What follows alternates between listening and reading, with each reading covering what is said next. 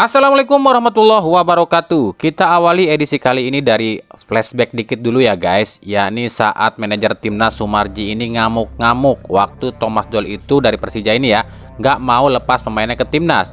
Di sini ada satu kata-kata yang lucu menurut kami, yakni kata dia itu timnas butuh pemain. Coba deh denger. Sementara kami ini butuh tenaganya pemain yang memang dibutuhkan. Ini kan lucu menurut kami. Betul emang timnas butuh pemain dan pemain itu diambil dari klub. Tapi PSSI selama ini nggak pikirin liga dan klub. Klub itu nggak akan susah lepas pemain kalau klub itu tenang. Menang kalah it's okay, nggak ada kepikiran denda. Lah ini dikit-dikit klub didenda, ya gimana klub nggak khawatir? Klub kudu wajib menang buat nutupin kerugian uang denda. Nah buat menang klub butuh pemain komplit dong. Ya gimana klub mau menang kalau pemain andalannya diambil? Sekalinya kalah ruginya double. Udahnya kalah nggak dapet duit, kena denda pula akibat adanya supporter away. Coba kalau PSSI ini mikirin liga dan klub. Ya udah deh, larangan supporter away ini kita cabut dulu biar klub pun tenang, nggak kepikiran denda supporter away. Pasti klub juga senang hati lepas pemain. Kan harusnya gitu. PSSI cuma mikirin kebutuhan timnas, menang dapat duit, kalah nyalahin klub. Sementara kemampuan pemain itu kan diasah di klub dengan ikut di liga. Kalau liganya bagus dan pemain berkembang di klub, kan timnas juga yang untung. Soal masyarakat yang suruh dukung timnas, gak usah diminta. Masyarakatnya pasti dukung timnas asal PSSI-nya itu mikirin liga juga. Sebab liga itu selain hiburan masyarakat, liga pun sumber pemasukan sebagian masyarakat. Ayolah, nggak usah saling menyalahkan, tapi bareng-bareng benahi. Ini mah terlalu mencolok si PSSI-nya. Kan persepsi orang itu jadi pikirnya gini nih, PSSI ini cuma mikirin timnas. Demi apa? Demi pamor ketum dan eskonya. Liga, bodoh amat, kan gitu. Aduh, Wakanda, Wakanda.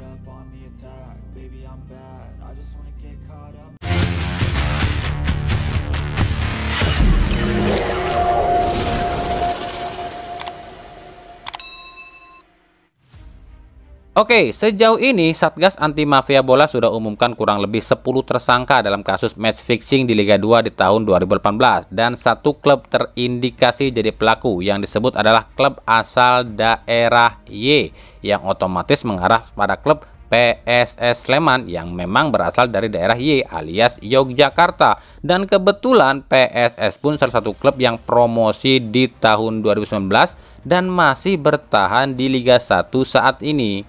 10 tersangka itu adalah 4 orang wasit dan asistennya, 2 orang match komisioner, 2 orang kurir dan 2 orang dari klub. Ingat, ini masih sebatas pemeriksaan loh ya, meskipun sudah ditetapkan sebagai tersangka dan duitnya itu udah ada diketahui sekitar 800 jutaan. Dan ingat, kami nggak nuduh PSS Sleman loh ya, ini cuma berdasarkan pernyataan Satgas aja loh ya. Nah, yang jadi pertanyaan di sini pasti banyak nih. Tentu yang utama adalah apa yang akan terjadi jika memang benar PSS Sleman ini terlibat dan dinyatakan sebagai tersangka kalsiopoli alias match fixing. Apakah tim ini akan disanksi? Oh, itu jelas harusnya memang disanksi. Tapi sanksi apa itu? Ini yang belum diketahui. Dan apa yang akan terjadi dengan Liga 1 jika tim ini ditetapkan jadi tersangka? Ini yang belum diketahui. Apakah Liga 1 akan stop? Itu kan pertanyaannya. Jika bicara soal sanksi, sesuai Undang-Undang FIFA, setiap tim yang terlibat perjudian, kasus kriminal dan termasuk pengaturan skor dan suap menyuap, sanksinya adalah degradasi. Seperti yang dialami tim Juventus dulu ya, yang harus terdegradasi ke Serie B. Tapi apakah sanksi ini akan diterapkan sekarang? Kan ini paruh musim. Kalau paruh musim ini dilakukan, otomatis jadwal liga akan kacau dong, sebab LIB harus atur ulang jadwal dan imbasnya pengurangan poin pada tim-tim yang pernah melawan PSS Sleman. Klub yang menang lawan PSS Sleman akan dikurangi poin 3 dan klub yang imbang melawan PSS Sleman akan dikurangi poin 1, tapi klub yang kalah lawan PSS Sleman tak akan terkena dampak. Dan ini dilakukan jika di pertengahan musim lo ya.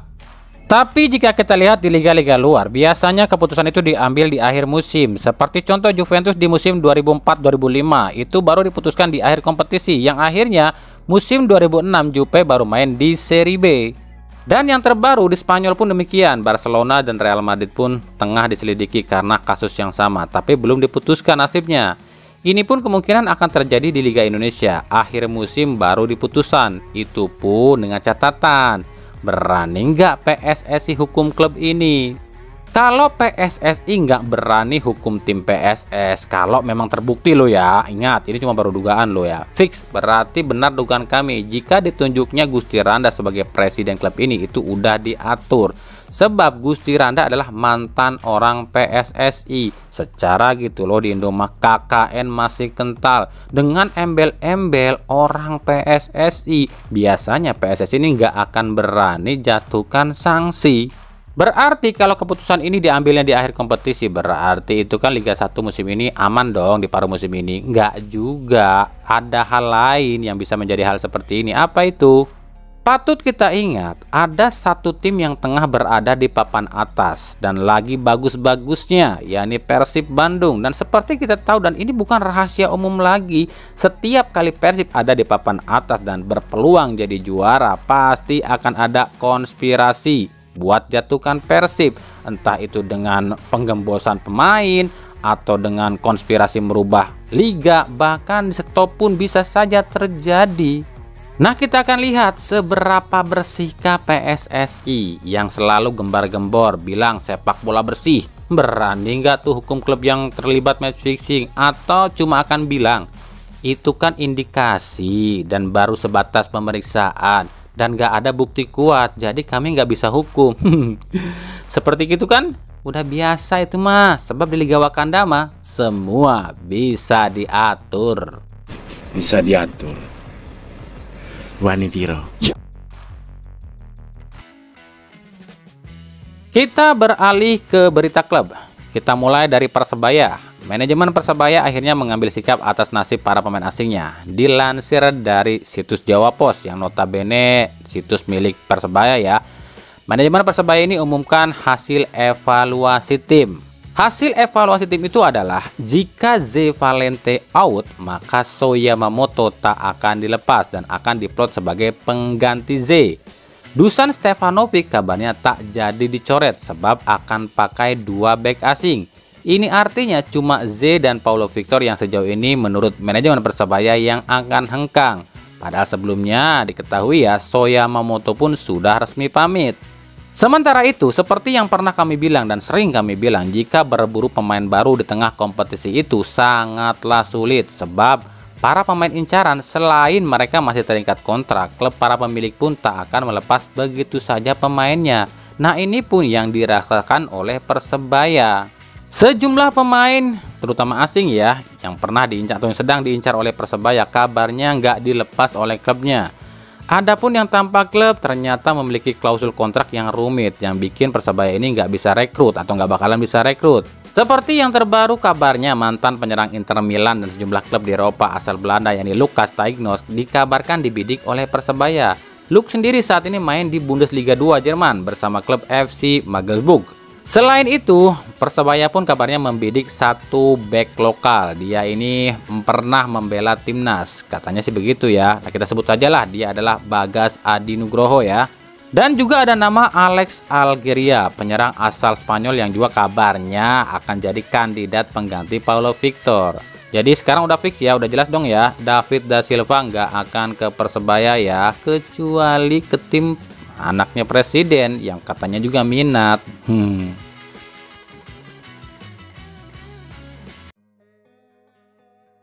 Barito Putra kabarnya akan melepas salah satu pemain asingnya, yakni Charlie de Murga asal Filipina.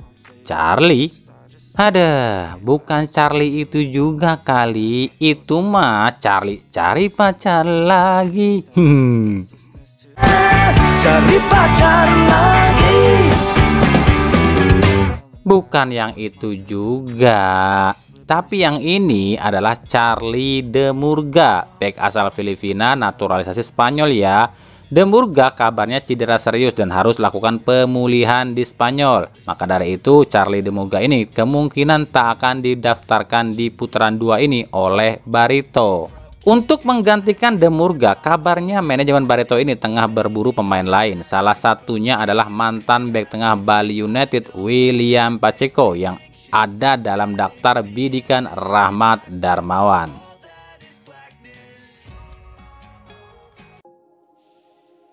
Dari Persib Bandung, oke, di sini kita akan jawab beberapa pertanyaan aja ya. Yang pertama yang nanya, Bang, bahas Nick sama Victor yang berantem tuh.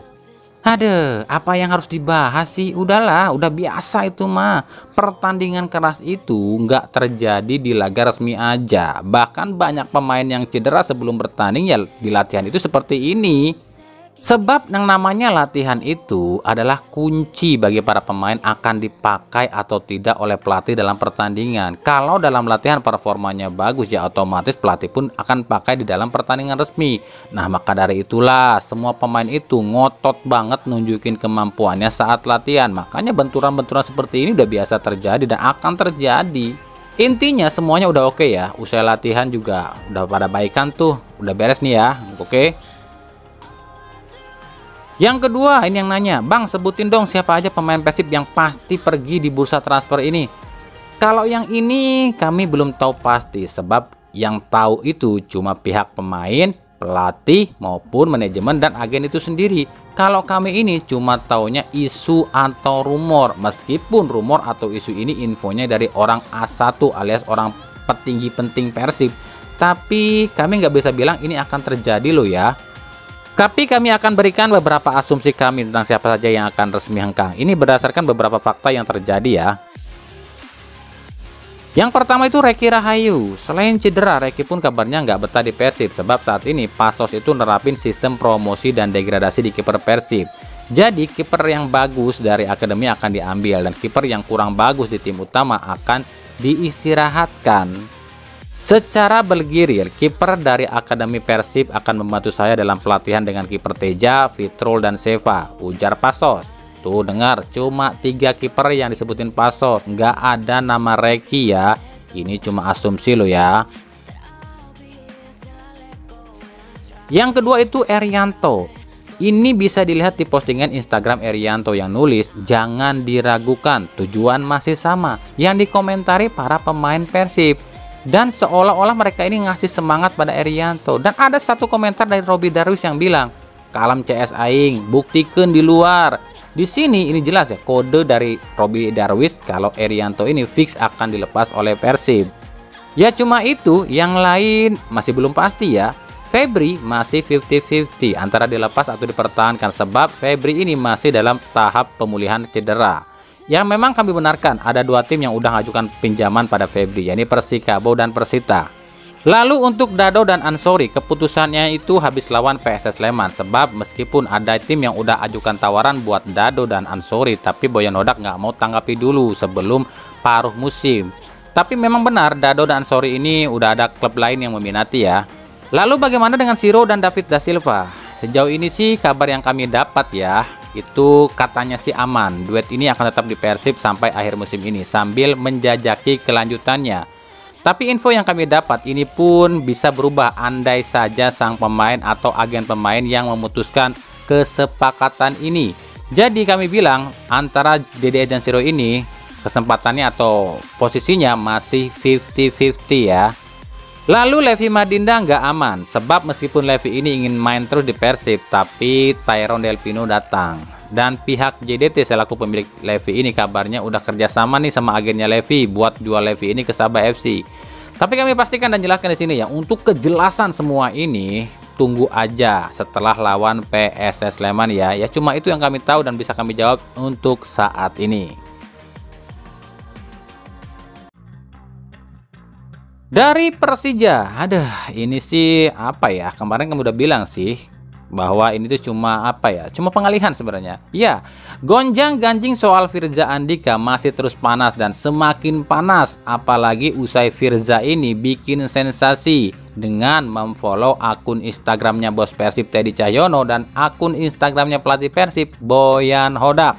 Tapi kami pastikan untuk Boyan Hodak sendiri, itu sih udah lama ya akun Instagramnya di follow sama Firza. Sebab Firza ini kan mantan anak asuh Boyan Hodak di PSM, dan Firza pun sempat dilatih Hodak di PSM.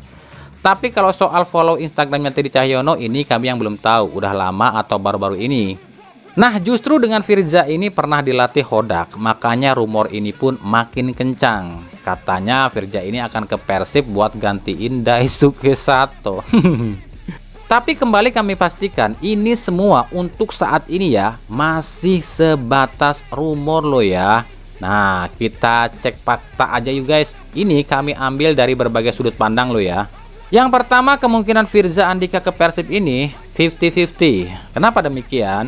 Sebab Persib udah numpuk pemain di bek kiri. Ada Sato, Rezaldi, Zalnando, dan Edo. Meskipun ada kabar Rezaldi ini mau dipinjamkan.